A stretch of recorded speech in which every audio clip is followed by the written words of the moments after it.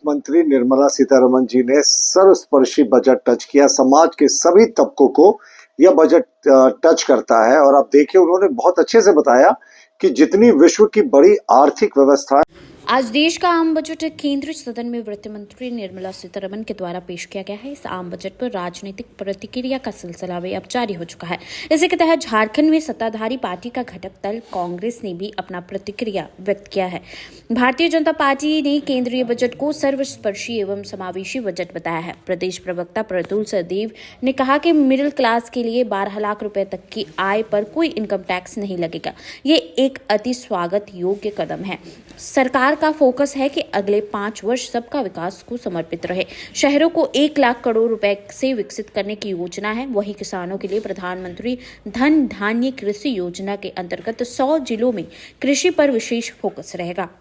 जल जीवन मिशन को भी 2028 तक के लिए बढ़ा दिया गया है। वहीं प्रदेश कांग्रेस मीडिया प्रभारी ने देश के आम बजट पर राजनीतिक प्रतिक्रिया व्यक्त करते हुए कहा कि एक बार फिर झारखंड को केंद्रीय आम बजट में ठगने का काम किया गया है। केंद्र सरकार के द्वारा झारखंड को आम बजट में अनदेखा करते हुए किसी भी प्रकार की कोई सौगात नहीं दी गई है। जिन राज्यों में चुनाव है उन राज्यों में बजट का प्रभाव देखने को मिल रहा है। इस तरह से यह पूरा बजट चुनावी बजट है। वहीं केंद्र बजट पर झारखंड मुक्ति मोर्चा ने भी प्रतिक्रिया व्यक्त करते हुए झारखंड को कुछ नहीं मिला जबकि पूरे देश रोशन होता है झारखंड के कोयले से। वहीं पड़ोसी राज्य बिहार को चुनावी बजट मिला है। झारखंड के साथ एक बार फिर नाइंसाफी हुई है। कम से कम हमारा बकाया 136 करोड़ रुपए तो दे दे। अगर नहीं दे पा रहे हैं तो हम सड़क पर उतरकर आंदोलन करेंगे। यह बजट झारखंड के साथ बहुत बड़ा अन्याय हुआ है। हमारे सांसद सदन पटल पर इस मामले को उठाएंगे और अपना हक और अधिकार मांगेंगे।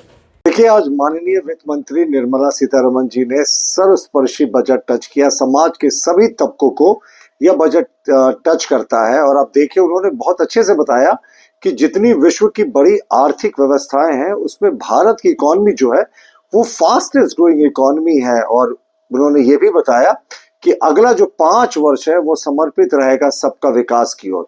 और किसानों के लिए तो विशेष खुशखबरी है क्योंकि प्रधानमंत्री धन धान्य कृषि योजना के अंतर्गत 100 जिलों को टारगेट किया गया है जहां कृषि पर विशेष फोकस रहेगा। जल जीवन मिशन को भी 2028 तक बढ़ाने का बड़ा काम किया गया है।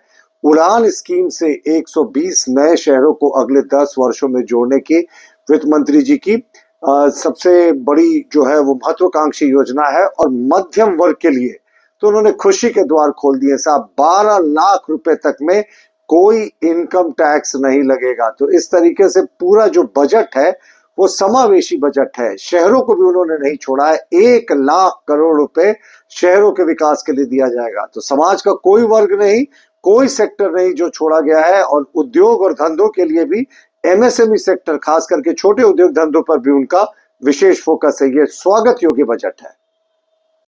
देखिए, जहां तक जानकारी है बिहार को बहुत कुछ मिला। क्यों मिला? संघीय ढांचा है, मिलना चाहिए। सभी राज्यों को मिलना चाहिए, बराबर का हक मिलना चाहिए। किसी एक राज्य को विशेष क्यों? विरोध में नहीं कर रहा हूं, लेकिन ये बजट पूरी तरह से चुनावी बजट है। क्योंकि बिहार में सामने चुनाव है, भाजपा की नैया डूबती नजर आ रही है, तो वो बजट के माध्यम से वो कुछ बरगलाना चाहते हैं, दिग्भ्रमित करना चाहते हैं। वहाँ किसी तरह बजट को दिखलाकर वोट कुछ मिल जाए, इस कवायद में लगी हुई है सरकार। अरे झारखंड की उतनी उपेक्षा क्यों? क्या गुनाह किया है झारखंड ने? क्या हमारे यहाँ के कोयले से पूरा देश रोशन होता है, वही गुनाह है? क्या खनिज संपदा यहाँ से ले जाकर तमाम देश उससे लाभान्वित होता है? क्या झारखंडियों की यही सजा है? आपको कुछ नहीं देना था, हम तो विशेष कुछ योजनाओं की ख्वाहिश रखे थे। हम लोगों को उम्मीद थी कि निश्चित तौर पर दलगत भावना से ऊपर उठकर केंद्र की सरकार झारखंड के लिए कुछ करेगी। लेकिन चूंकि झारखंड पूरे देश को संभालता है, सबसे ज्यादा राजस्व देने का काम झारखंड करता है, फिर इतनी उपेक्षा क्यों? अगर कुछ नहीं देना था तो कम से कम 1,36,000 करोड़ रुपया जो हमारा दबा कर बैठे हो वो तो दे दो। आपने नहीं दिया, कोई उपबंध नहीं किया बजट में, कोई प्रावधान नहीं किया, कोई घोषणा नहीं की। आने वाला समय निश्चित तौर पर मैं बताता हूं, जो जुझारू तेवर झारखंड मुक्ति मोर्चा का था और है, हम अपने पैसे के लिए किसी हद तक जाएंगे, आंदोलन करेंगे, केंद्र की सरकार को झुकाने का काम करेंगे। और पूरी तरह से झारखंड की जनता ने देख लिया कि जो सांसद यहां से जीत कर गए हैं वो मुंह में सेलो टेप लगा के, फेविकॉल लगा के बैठे हैं। झारखंडियों के हित में एक शब्द नहीं बोलते हैं, ऐसे सांसदों को क्षेत्र। झारखंड आम बजट में फिर अपने आप को ठगा महसूस पाया, क्योंकि इस राज्य में चुनाव जनादेश भारतीय जनता पार्टी के विपरीत आया, तो इस राज्य को कुछ नहीं मिला। 12 सांसद हैं इस राज्य से, 2 मंत्री हैं। उन 12 सांसदों में से जो 2 मंत्री हैं उनको यह बताना चाहिए कि झारखंड को आपने क्या दिया। भारतीय जनता पार्टी फिर से एक बार झारखंड की जनता को छल दिया है, ठग दिया है। हमें यह लगता है कि 1,36,000 करोड़ रुपया जहां झारखंड का भारतीय जनता पार्टी नीति केंद्र की सरकार ने कुंडली मार करके अपने आप में समटा लिया है, तो इस आम बजट में यह था कि 1,36,000 करोड़ भी हमें मिलेगा और झारखंड की जनता को कुछ सौगात भी मिलेगा। लेकिन ना तो 1,36,000 करोड़ मिला और ना ही झारखंड को कुछ सौगात केंद्र की सरकार ने दी है। तो हमें यह लगता है कि चुनावी बजट है यह। बिहार में फिर से एक बार मेहरबानी हुई, पिछले बार भी मेहरबानी हुई थी क्योंकि बिहार में चुनाव है।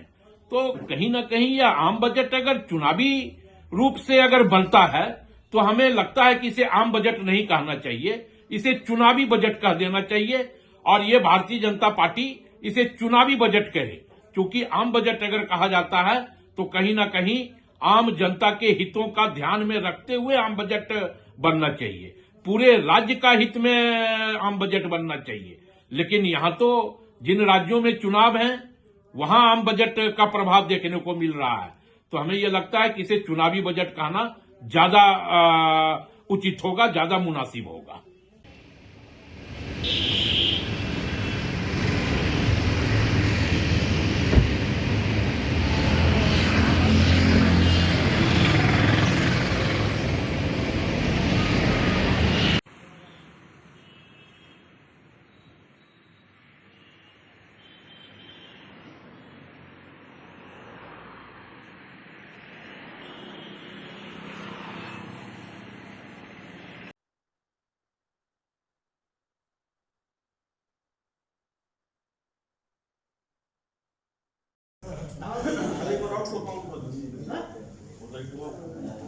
कई लोग इसको नो